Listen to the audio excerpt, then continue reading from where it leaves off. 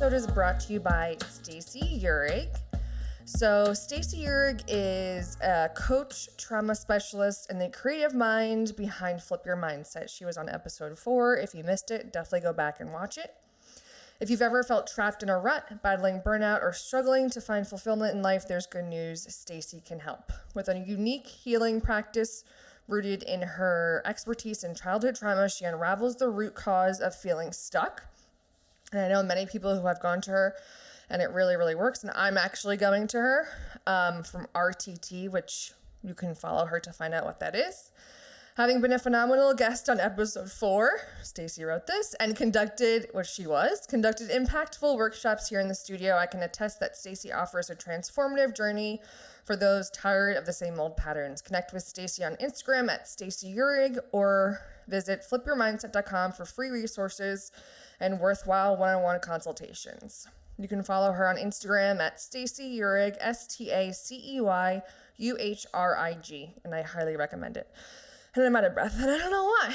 And this is life after 35. So, welcome back to, again, Keeping It Juicy. This is episode 9, which is crazy. I cannot believe we are here, and I'm so happy. I love it. I love our guests who are coming on. I love working with the team, Jeff and Cass, and I just love everything about it, and the fact that we have a studio to do it in. So, today's episode, I'm going to be talking about my relationship with alcohol. So, going back in time, so I think, my relationship with alcohol has gone back and forth. So I grew up in a household where both my parents drank. They had cocktails at dinner, they had, wine, gin and tonics at home, that kind of stuff. And I feel like I talk with a lot of people whose parents either drink or they don't drink. And so that maybe affects us, growing up. Are we going to drink? Are we not going to drink? That kind of stuff. So I remember, oh my gosh, in, I want to say, freshman year of high school. This is going back. This is not my current relationship. But in my freshman year of high school, this is a funny story now. I had a few girlfriends over, and we snuck the gin, and I still don't drink gin to this day, snuck the gin down into the basement where my brother's room was, but he was out for the night. And we drank gin, and then we all threw up all over his room, and it was not great. We obviously got in trouble, and my poor brother, probably had to clean it up, and it was super interesting. So that's just one interesting story that I feel like a lot of us have been at, where we're drinking. There's another time in high school where me and my friends, what are those ice cooler things, the cooler wine coolers? We brought some to a party and then put it in the recycling, and the parents called each other because they were the wine coolers. I remember talking to my dad about it, feeling like the world was going to end, but he was like, okay. So it's just funny when we're young and our relationship with alcohol, and we think it's so cool. And why do we think it's so cool? Because the United States glorifies drinking alcohol. There's a bar and there's a liquor store on every freaking corner, wherever you go. And it's just super interesting that we spend this money on something that we actually don't need to survive. We need water, we need carbohydrates, fat, and protein, but we're spending this money on something that we don't really need and that actually changes us and is actually not great for us. So right now I'm speaking from where I am in my relationship with alcohol right now. I haven't drank since Thanksgiving of 2023, which isn't a long time, but for someone who would drink 2-3 times a week, it has definitely made an impact. So when I went to college, I remember that I wouldn't drink that much. I would drink maybe once a month when all of my friends would drink every weekend. And I'm sure I went through phases where I was drinking every weekend, but it was always a binge drink. I never really liked anything that much. I never really liked an alcohol. We were drinking Popov or whatever that red top is that was like $10 for a liter. So in college, I was just drinking like a regular college kid, and then I got out of college and I was living in Morristown, and I was drinking like a regular, 24, 25, 26-year-old. We would drink probably, every other weekend. We would go to the bars. Again, it was a lot of binge drinking. And then I got sick when I was 28. Of course, those episodes, I don't know if you've seen them, but you should watch them, about my cancer journey. I was 28 when I was diagnosed with stage 3 HER2-positive breast cancer, and I didn't drink during that time. I was just trying to survive. And then after I got through that, I started to form a healthy relationship with alcohol. And I found out, I like Cosmopolitans. I like them with a little bit more lime juice, a little bit less Cointreau. So when I would go to dinner, I'd have like an ice cold Cosmopolitan. Then I realized I like Sauvignon Blanc, so I'd have Sauvignon Blanc after that. And then I got into kind of a routine of, I wasn't drinking during the week, Monday through Thursday, because alcohol has a huge impact on me. One sip of alcohol, a drink of alcohol, I could feel for a few days. So I wouldn't drink it during the week. And then Friday, we would have family over. I would make everyone, a cocktail, and then we'd switch to white wine, and then we'd switch to red wine, and then I would make espresso martinis. We would drink Baileys over ice, that kind of stuff. And I like the idea of it. But for so long, I always, have thought to myself, why do we do this? Why do we drink alcohol? And just so everybody knows, I'm not judging anyone. I could be drinking tomorrow. I'm not saying that you shouldn't drink. I'm just saying my thought process on it. And so the last few months, I stopped drinking about a year ago for 3 months because I was really evaluating my relationship with alcohol. And then again, in the last few months, I'm evaluating my relationship with alcohol because I feel like it's impacting me so much. And I do not have moderation with alcohol. Right when alcohol hits my tongue, it's off to the races, party, no stopping. And Mr. Trester would say, just have one. And I would say, I just don't get the point of one. And if I can't stop, then that's a problem. A lot of people talk about alcoholism and all that kind of stuff. And I have talked to my therapist about it. And he actually said that alcoholism isn't the accurate term. It's alcohol use disorder. And there are different forms of your relationship with alcohol. So actually being unable to stop when you start drinking is an issue. And I finally realized that. At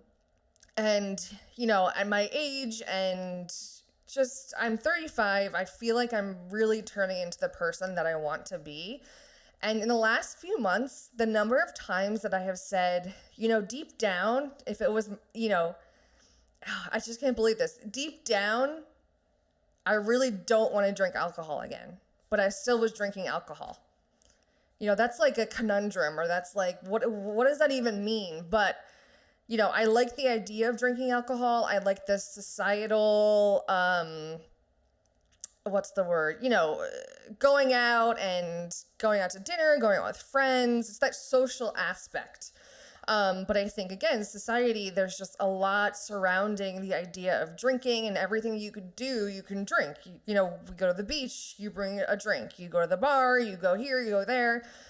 And again, I like the social aspect of it, but I don't like the way that it makes me feel. So after a Friday, if I had 3, 4, 5 drinks, I would feel that shit until Wednesday or Thursday. I would finally get out of it, and I would just restart it again. And I feel like it was the thing that was really keeping me from my fullest potential. So in the last 2 months, 3 months, 2 months, I haven't drank. I've put a lot of time and effort into working out regularly, going to a personal trainer 3 days a week, just started acupuncture, going to the chiropractor. And I just feel like this was the life that I meant to live. And again, I'm not saying I'll never drink again, never say never. However, when I repeat the words to myself, deep down, what I really want to do is not drink. I shouldn't be drinking, and I shouldn't be doing it just because the people surrounding me are drinking. I think a lot of people feel like that. Whenever I post on my Instagram about my relationship with alcohol or how it affects my mental health, anything like that, a lot of people comment and say they feel like they're put down or they're ridiculed or they're judged because they don't drink.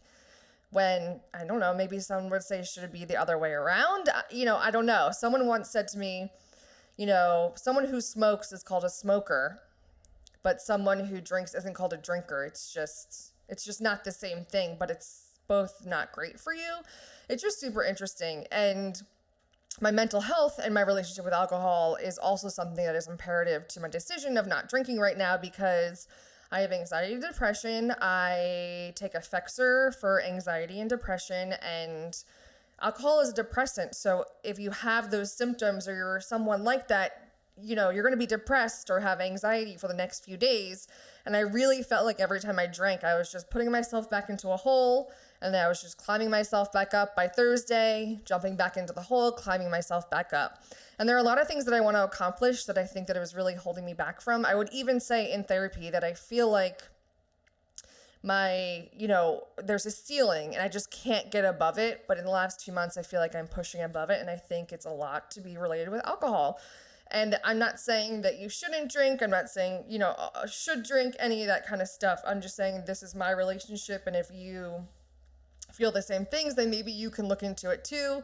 But if you drink alcohol and you don't have these symptoms, or it doesn't affect you, or you don't feel it the next day, then maybe you should keep drinking. Again, this is my story, and I've talked to some people who have the same story, and I know people who don't have the same story, but I think it's just something that as a society we should evaluate a little bit closer. And with marijuana becoming legal, it's just super interesting, like how it took so long for marijuana to become legal in New Jersey, but alcohol and drinking and driving has been legal for so long.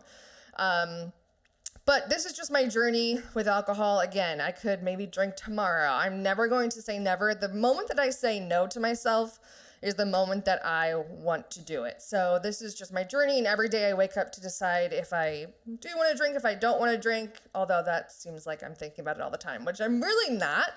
But I do have a lot of thoughts all the time, and I assess, I analyze. I'm a data person, I'm an operations person, so I just think it's super important that, as we age, and of course, like I said, I'm 35, I'm getting older, and I feel like I'm really just kind of, again, becoming the person that I really want to be, and I feel super clear. I feel super on the path, and the decisions that I'm making, I feel really good about.